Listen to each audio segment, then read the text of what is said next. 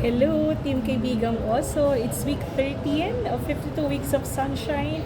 At grabe, ang bilis ng panahon. Week 13 na tayo. So ngayon naman, bago tayo magkwentuhan, samahan niyo akong kumain ng maasim na manggang to. Okay, sino dyan dito sa inyo ang mahilig sa mangga? Ayan, nilagyan natin yan ng asin na maanghang. And then, meron tayo ditong bagoong. Sarap. Okay, so kumusta guys? It's week 13 and for today, pag-usapan naman natin ang maasim na mangga.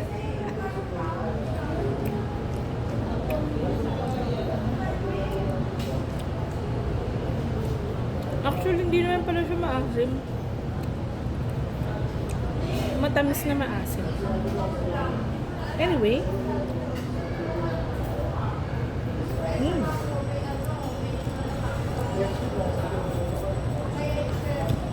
Anyway, mamaya na tayo kumain ng mangga. But basically, may mga kilala tayo, 'di ba, sa buhay natin na minsan parang consider natin na medyo maasim yung pag-uugali. Alam mo yun? Minsan parang yung ibang tao, ayaw silang kausap, ayaw silang kasama, or naiinis sa kanila. May mga ganun ba kayo guys? So, ganyan-ganyan din ang buhay ni Matthew back then, nung hindi pa siya sumusunod kay Jesus. So, si Matthew ay isang tax collector. At dahil nga siya ay tax collector, maraming naiinis sa kanya, hindi gusto sa kanya kasi nga pakiramdam nila ay hindi nagiging mabuti si Matthew para sa kanila. Kinokolektahan sila ng buwis noong mga panahon na yon.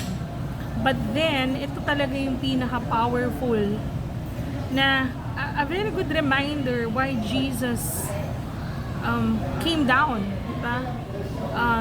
To the earth, dito sa mundo, para sa atin mga tao, diba, na nangangailangan ng kanyang kalinga, na nangangailangan niya ng salvation. So sabi niya kay Matthew, follow me. At hindi niya tinignan si Matthew dahil sa, let's say, yun nga, isa siyang tax collector, maraming naiinis sa kanya, hindi maganda yung image niya and all that, may mga kaaway siya. Hindi niya tinignan sa ganoong sitwasyon si Matthew, kundi tinignan niya si Matthew as someone who needs saving.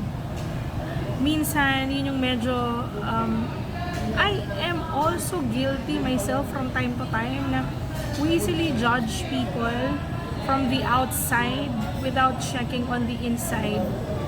And the moment we judge people, lalo na tayo na alam mo yun, the moment we judge people without really seeing them eye to eye, without putting our shoes on their shoes, hindi natin sila maiintindihan, hindi natin malalaman where they're coming from. Pero minsan kasi sa kabisihan ng mga ginagawa natin, parang ang hirap na you take a pause, diba? And unawain pa ba kung ano yung nangyayari. But the story of Matthew is a very good reminder. Even when he was a tax collector back then, talagang pinili din siya ni Jesus to be one of his alagads. Diba? And so, a beautiful reminder to us na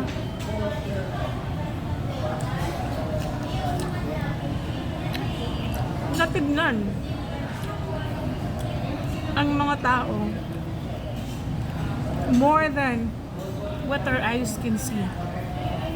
Or even if we see something that's really not so good, pray for them. Diba? Pagdasal natin sila, tignan natin ang iba pang anggulo, and we come from the lens of someone na more understanding, more compassionate, and more empathic.